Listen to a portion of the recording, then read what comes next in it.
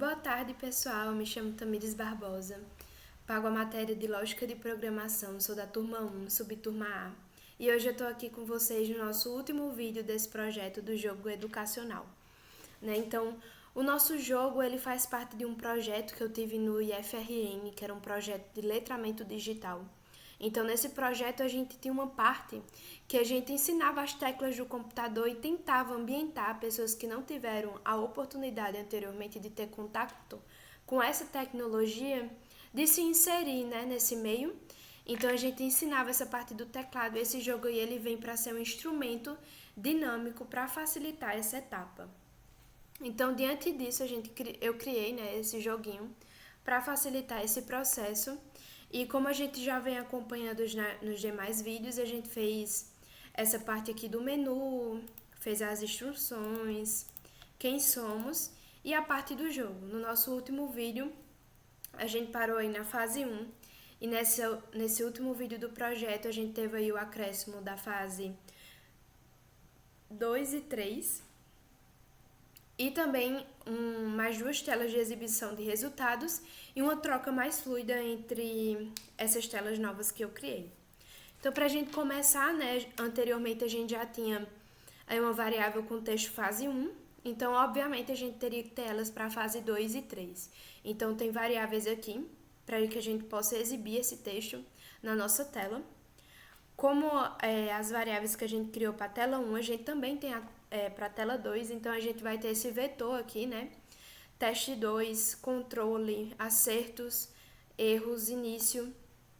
E tudo isso vai facilitar para o nosso controle, Os acertos e os erros são para que a gente possa exibir quantos erros e acertos a pessoa tem, E o início fase 1, tempo decorrido, o início fase 1 ele vai estar ali o momento que eu iniciar na tela, para que o tempo decorrido possa ser contado. E aí a gente vai criar algumas variáveis globais, para que a gente possa exibir isso para o usuário de forma atualizada, com a maneira que for decorrendo, a gente possa armazenar isso para exibir na tela de resultados. Então a gente armazena elas em outra variável para que seja exibida de forma atualizada. E o mesmo acontece para fase 3, Então a gente vai ter todas as variáveis e eu diferenciei elas aí pelo o número que corresponde a elas. Então aqui a gente vai ter o 3 para corresponder. Uma nova função que a gente vai ter aí, não estritamente uma função, mas algo legal para se exibir, dar um toque no jogo, é a exibição da música na tela dos resultados, Então, é tipo assim, você conseguiu, você tá indo bem. Então, a músicazinha ali para animar. Então, para isso, a gente criou essa variável música e uma variável booleana para que a gente possa controlar, quando ela começa, quando ela para, e ela vai se chamar música tocando. Para que a gente possa exibir essa música, a gente vai colocar ela aqui na function preload. Então, tá aqui música, e eu carreguei essa música, que ela está aqui.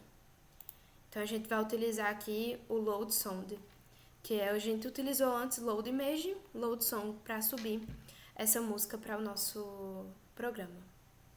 Aqui tá tudo como antes. E aqui as telas, A tela 1, que é a da fase 1 que a gente explicou no vídeo passado. A 2 e a 3, que são a parte do menu.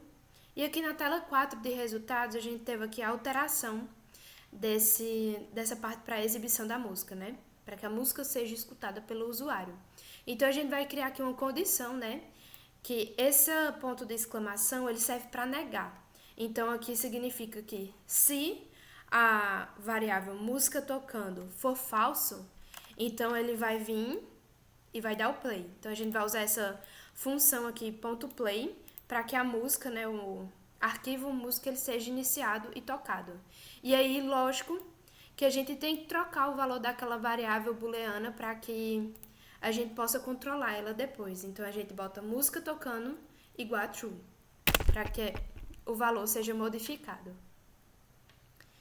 Logo depois, a gente tem a criação aqui da tela 5, que é a criação da tela fase 2. Então, a gente tem aqui a criação de botões, do texto, como a gente já tem, Que é a exibição aqui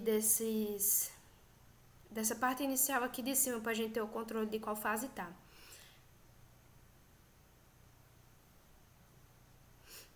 Logo depois aqui a gente vai ter o início do... Deixa eu exibir aqui. Do texto, então a gente vai criar esse loop aí, né? Que ele vai iniciar em 0.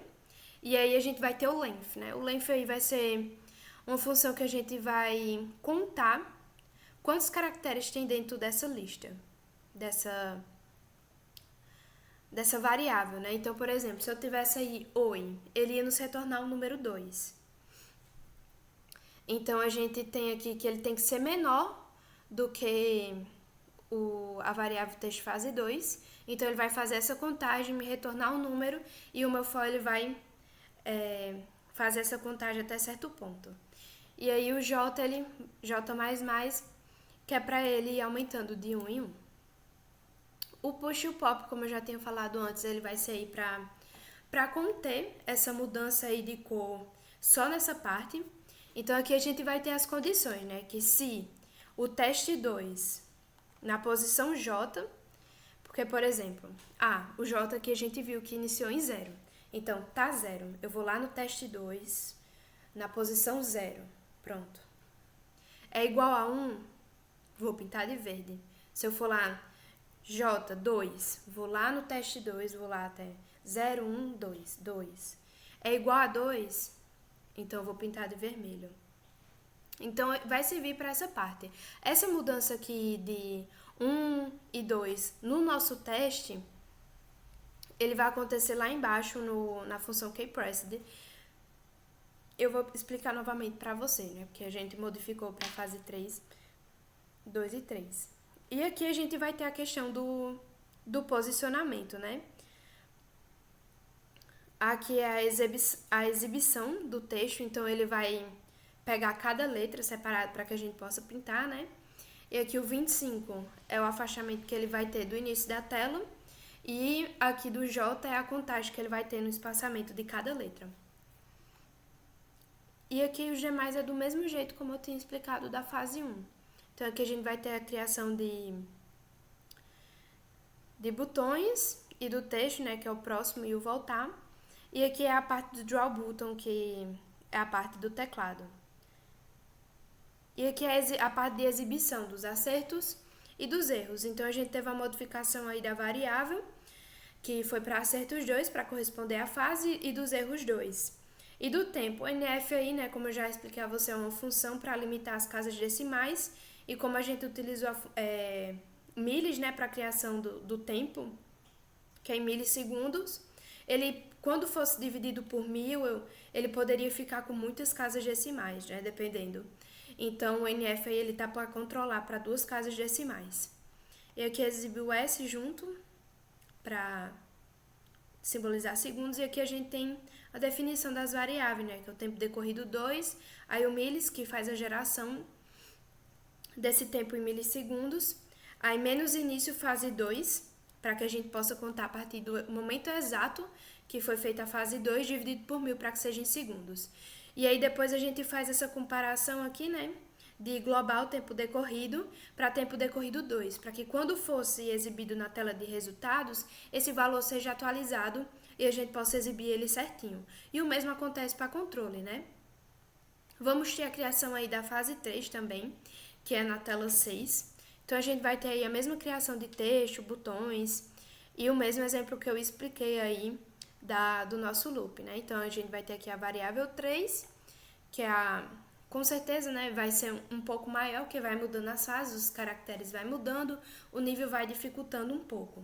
Então, a gente vai ter o length para nos retornar a quantidade de caracteres e vai ter aí essa condição para a gente testar se foi certo ou foi errado e pintar de acordo com isso, né? Então, se for 1, tá certo, vai pintar de verde. Se for 2, o teste vai pintar de vermelho. Então, na posição K, K que ele iniciou em 0. Então, nosso primeiro teste vai simbolizar aqui o K vai ser como se fosse um índice. Então, 0. Na posição 0 do teste 3, eu vou lá. Aqui é um I, né? Na posição 0, eu vou lá em... aqui é 1. Então, eu vou pintar de verde. Se na posição 1, quando eu já fiz a contagem, for 2, eu vou pintar de vermelho, né? Que é teste 3, é aquela vetor que a gente tem com zeros. Eu me confundi com o texto fase 1. Texto fase 3. E aqui o mesmo mesma coisa de antes, criação de botões, né? Aqui do nosso teclado. E aqui a parte de tempo. E aí a gente tem a criação das outras telas de resultado, então vão ser as telas 7 e a tela 8. Então vai ser a mesma coisa da outra tela de resultados que a gente tem, que é a tela 4.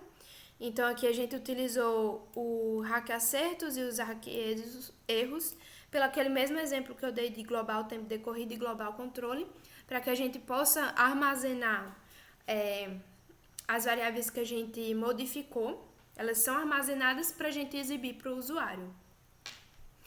Então, a gente vai ter essa exibição e também aqui a gente vai ter a variável tempo minutos 2, que vai ser o tempo decorrido, como está em segundos, a gente vai transformar ele para minutos.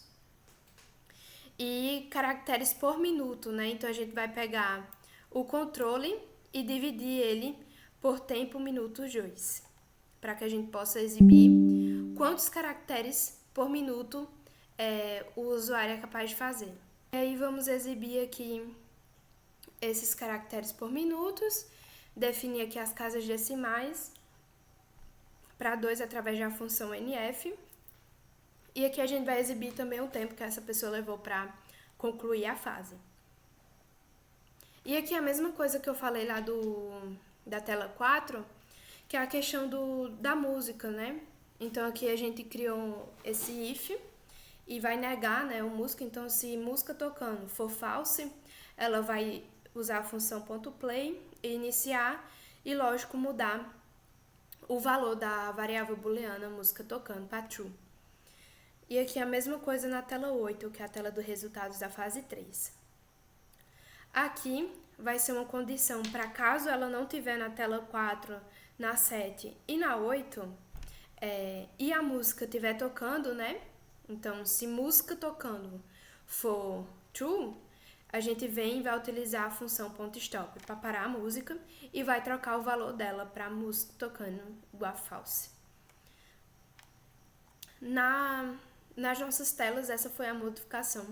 Outra modificação aí que a gente teve foi na function mouseClicked. Então, a gente adicionou aqui nessa parte a tela 5 a 6 para que ela zerasse os valores novamente. Vamos adicionar também a tela 7 e a tela 8. Para que a gente possa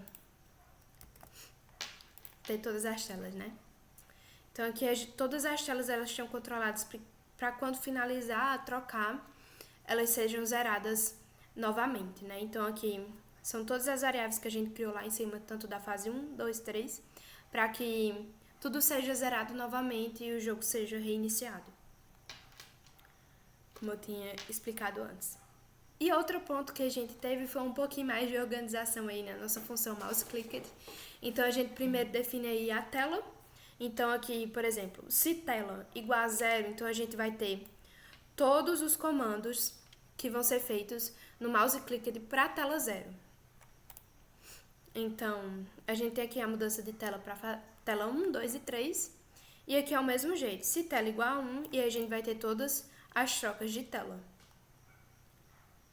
Então, a gente tem aqui as trocas de telas, para a cor que antes, né? Houve a modificação aí para verde e vermelho, para a gente voltar para a cor de antes, que é o preto, para a tela 2, para a tela 3, 4, 5.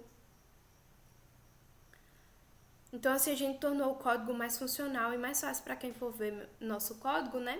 Achar as coisas. Então, antes a tela ficava tipo assim, tela igual a 6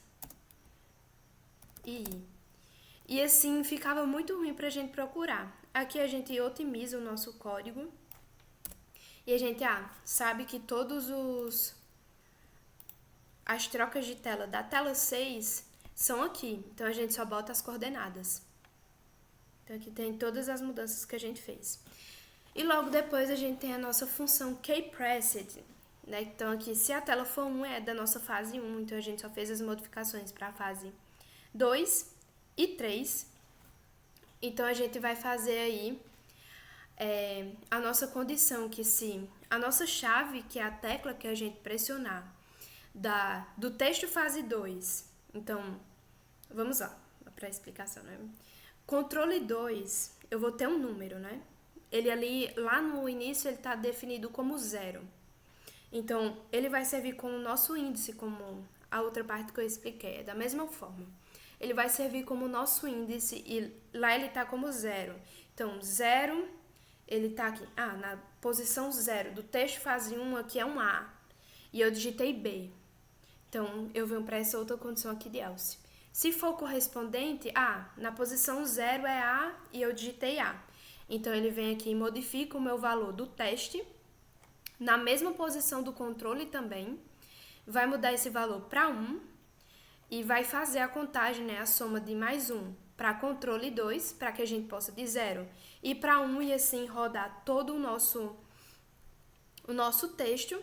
Os acertos ele também soma e logo depois ele modifica aqui o meu RARC acertos. Então, ele acertou, somou 1. Acertou de novo, 2. Então, a gente modifica aqui para que a gente possa exibir na tela de resultados, como eu já disse lá em cima. E caso ele não acerte, ele vai mudar aí o valor do teste. No índice correspondente, na posição correspondente daqui do controle 2 para 2 e vai também fazer essa soma do controle e também soma mais 1 nos erros. E para exibir, a gente iguala, né? Diz que RARC acerta os 2 é igual a erros 2, para que a gente possa exibir.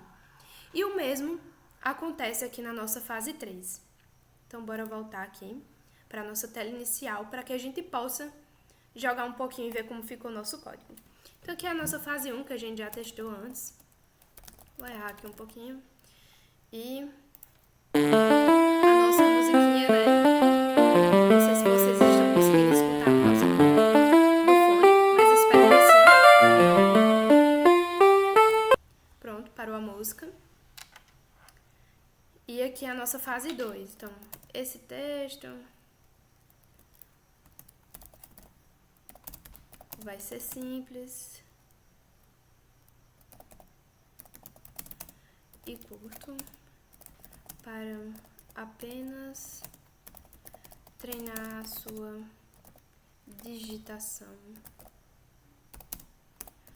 Hoje em dia é crucial. Então é bom que ele também conta os espaços. Novamente a musiquinha. E aqui a gente exibe tudo que foi feito. Escreve a espanhol também. E aqui a nossa última fase, então, Rio Grande do Norte.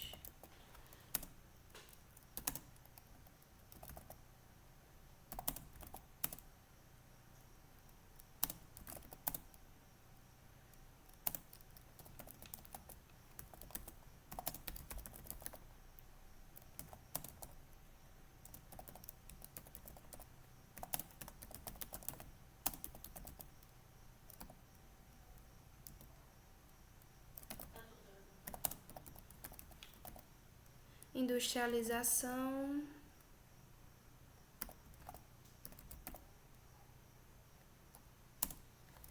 cultura e a exibição da nossa música de novo. E é isso, pessoal, o nosso jogo é simples, mas é didático e dá para ser usado dentro de sala de aula, principalmente para quem nunca teve contato com tecnologia. Então, se você tiver alguma dúvida, deixa aqui nos comentários e que eu responderei vocês. E foi muito prazeroso pagar essa disciplina. E obrigada por tudo, né? Por todos os aprendizados. É isso, tchau, tchau.